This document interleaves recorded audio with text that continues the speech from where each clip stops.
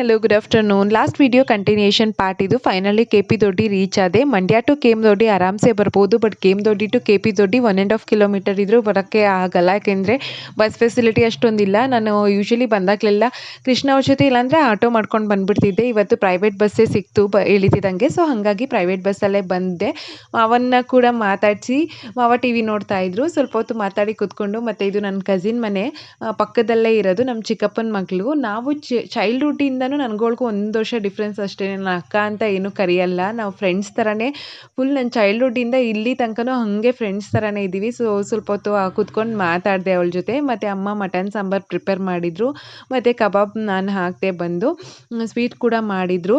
ಸ್ವಲ್ಪ ಹೊತ್ತು ಕೂತ್ಕೊಂಡು ಮಾತಾಡಿದ್ವಿ, ಊಟ ಎಲ್ಲ ಮುಗಿಸಿದ್ವಿ. ಮತ್ತು ಮಾತಾಡೋಕ್ಕೆ ಕೂತ್ಕೊಂಡಿದ್ದು ನೈಟ್ 1 ತನಕನೂ ಮಾತಾಡಿದ್ವಿ. ಮತ್ತು ಬೆಳಿಗ್ಗೆ ಮೂರು ಸ್ಕೂಲ್ ಇರೋದ್ರಿಂದ ಅರ್ಲಿ ಮಾರ್ನಿಂಗೇ ನಾನು ಹೊರಟೆ.